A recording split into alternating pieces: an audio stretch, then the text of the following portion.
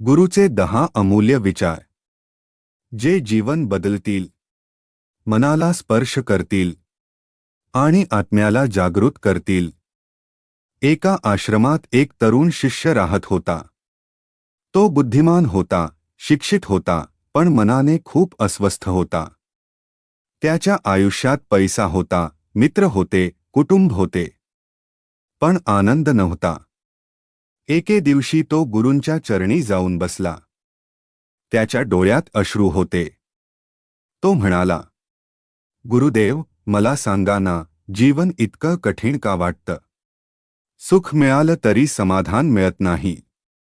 दुःख संपलं तरी भीती संपत नाही. गुरु काही क्षण शांत राहिले. मग त्यांनी प्रेमाने शिष्याच्या डोक्यावर हात ठेवला आणि म्हणाले, बाळा, आज मी तुला 10 असे विचार सांगणार आहे जे समजले तर तुझे जीवन बदलून जाईल. विचार 1, जे आहे त्यात आनंदी रहा. गुरु म्हणाले, जगातील बहुतेक दुःख हे अभावामुळे नाही तर तुलना केल्यामुळे निर्माण होते. एकदा एक गरीब शेतकरी होता. त्याच्याकडे फक्त 2 एकर जमीन होती. तो समाधानी होता. पण एके दिवशी त्याने श्रीमंत माणसाचा बंगला पाहिला. त्या दिवसापासून त्याचे दुःख सुरू झाले. जमीन तीच होती, घर तेच होतं, पण मन बदललं होतं. गुरु म्हणाले, सुख वस्तूंमध्ये नसतं, सुख समाधानामध्ये असतं. विचार 2, वेळ सर्वात मोठी संपत्ती आहे. एक राजा होता. त्याच्याकडे अमाप संपत्ती होती. पण मृत्यू जवळ आला. त्याने वैद्याला विचारलं, माझे उरलेले काही दिवस मला विकत घेता येतील का? वैद्य म्हणाला, राजन, जगातील सर्व संपत्ती मिळू शकते, पण गेलेला एक क्षणही परत विकत मिळत नाही. गुरु म्हणाले, म्हणून वेळ वाया घालवू नका. विचार 3, क्षमा ही सर्वात मोठी शक्ती आहे. एका गावात 2 मित्र होते. एका मित्राने दुसऱ्याचा विश्वासघात केला. सर्वांना वाटले आता भांडण होईल, पण त्याने त्याला माफ केले. लोक आश्चर्यचकित झाले. तो म्हणाला, मी त्याला शिक्षा नाही केली, कारण माझ्या मनाची शांतता मला जास्त प्रिय आहे. गुरु म्हणाले, राग धरून ठेवणे म्हणजे स्वतः विष पिऊन दुसऱ्याच्या मृत्यूची वाट पाहणे. विचार 4, अहंकार हा पतनाचा मार्ग आहे. एक राजा आणि साधूची कथा. एक राजा स्वतःला सर्वश्रेष्ठ समजत होता. एक साधू त्याला नदीकाठी घेऊन गेला. एक थेंब हातात घेत म्हणाला, हे बघ, समुद्रातून हा थेंब वेगळा झाला की त्याची किंमत संपते. अहंकार म्हणजे परमेश्वरापासून वेगळं होणं. विचार 5, सेवा हेच खरे पूजन आहे. एक वृद्ध स्त्री रोज मंदिरात जायची. एक दिवस मंदिर बंद होते. तिला वाटेत एक भुकेला मुलगा दिसला. तिने त्याला अन्न दिले. रात्री स्वप्नात देव म्हणाले, आज तू मला सर्वात जास्त प्रसन्न केलेस. विचार 6, चांगले कर्म कधीच वाया जात नाही. एक शेतकरी रोज नदीकिनारी एक झाड लावत होता. लोक हसायचे, तू याची फळे खाणार नाहीस. तो हसायचा, मी दुसऱ्यांसाठी लावत आहे. वर्षांनंतर हजारो प्रवाशांना त्याची सावली मिळाली. विचार 7, संयम म्हणजे सामर्थ्य. आजच्या जगात सर्वांना लगेच यश हवे आहे. पण गुरु म्हणाले, निसर्ग घाई करत नाही. बीज लावल्याबरोबर वृक्ष होत नाही. त्याला वेळ लागतो. तसेच यशालाही. विचार 8, प्रेम हेच जीवनाचे खरे सार आहे. एक आई आजारी होती. तरी ती मुलासाठी स्वयंपाक करत होती. कोणी विचारलं, तू इतकं कष्ट का करतेस? ती म्हणाली, प्रेमाला कारण नसतं. गुरु म्हणाले, जिथे प्रेम आहे तिथे परमेश्वर आहे. विचार 9 मृत्यूची आठवण ठेवा. शिष्य घाबरला. गुरुदेव, मृत्यूची आठवण का ठेवायची?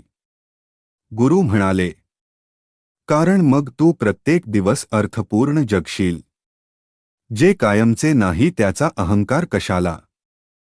विचार 10 परमेश्वर तुमच्याच आत आहे. गुरु शिष्याला जंगलात घेऊन गेले. मग म्हणाले, परमेश्वर कुठे आहे ते शोध. शिष्य दिवसभर शोधत राहिला. शेवटी थकून परत आला. गुरु हसले. ज्याने शोध घेतला तो कोण? शिष्य म्हणाला, मी. गुरु म्हणाले, तोच परमेश्वराचा अंश आहे. अंतिम दृष्टांत. एक वृद्ध माणूस मृत्यूशय्येवर होता. त्याने आयुष्यभर पैसा कमावला, घरं बांधली, जमिनी घेतल्या. पण शेवटच्या क्षणी त्याने मुलाला विचारलं, मी जे कमावल त्यातून माझ्यासोबत काय येणार? मुलगा शांत राहिला. तेव्हा जवळ उभा असलेला संत म्हणाला, तुम्ही जे दिलं तेच तुमच्यासोबत येईल. जे साठवलं ते इथेच राहील. वृद्धाच्या डोळ्यातून अश्रू वाहू लागले. कथेचा सार. गुरु म्हणाले, बाळा, जे आहे त्यात समाधान ठेवा. वेळेची किंमत ओळखा. क्षमा करा. अहंकार सोडा. सेवा करा. चांगले कर्म करा. संयम ठेवा. प्रेम जपा. मृत्यूचे स्मरण ठेवा. आणि परमेश्वराला स्वतःच्या अंतःकरणात शोधा. कथेचे 10 कर्ममंत्र. गुरुचे 10 अमूल्य विचार या कथेवर आधारित. 1. जे आहे त्याबद्दल कृतज्ञ रहा. ज्याला मिळालेल्याची किंमत कळते त्यालाच आणखी मिळण्याचा अधिकार मिळतो. 2. प्रत्येक दिवस शेवटचा आहे असे समजून जगा. वेळ परत येत नाही म्हणून प्रत्येक क्षण सत्कर्मात खर्च करा. 3. क्षमा करा, कारण राग प्रथम स्वतःलाच जाळतो. दुसऱ्याला माफ करणे म्हणजे स्वतःच्या मनाला मुक्त करणे. 4. अहंकार सोडा, नम्रता स्वीकारा. फळांनी भरलेले झाड नेहमी खाली झुकते. 5. देव शोधण्यापूर्वी दुःखी माणसाला आधार द्या. सेवा हेच सर्वश्रेष्ठ पूजन आहे. 6. चांगले कर्म कधीच वाया जात नाही. आज केलेले सत्कर्म उद्या भाग्य बनून परत येते. 7. संयम ठेवा, प्रत्येक गोष्ट योग्य वेळी फळ देते.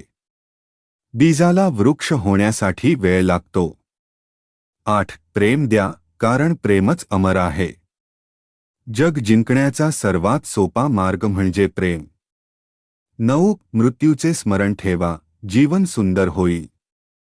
ज्याला मृत्यूची जाणीव असते तो प्रत्येक क्षण मौल्यवान समजतो. 10. परमेश्वराला बाहेर नव्हे तर अंतःकरणात शोधा. मन शुद्ध झाले की देवाचे दर्शन स्वतःच होते. अंतिम महामंत्र. पैसा कमवणारे खूप भेटतील, पण माणुसकी कमावणारे फार थोडे असतात. घर मोठे असणे महत्त्वाचे नाही, हृदय मोठे असणे महत्त्वाचे आहे. मृत्यूनंतर तुमची संपत्ती वाटली जाईल, पण तुमची कर्मेच तुमची खरी ओळख बनतील. शेवटच्या मनाला भिडणाऱ्या ओळी. जीवन किती मोठं जगलात हे महत्त्वाचं नाही, किती माणसांच्या डोळ्यात तुमच्यासाठी प्रेमाचे अश्रू आले हे महत्त्वाचं आहे. संपत्ती मागे राहते, शरीर मातीमध्ये मिसळते, पण प्रेम, सेवा आणि चांगुलपणा अमर होतो. म्हणून जगताना असा ठसा उमटवा की मृत्यूनंतरही लोक तुमच्या आठवणीत हसतील आणि रडतील. धन्यवाद मित्रांनो. जय सियाराम.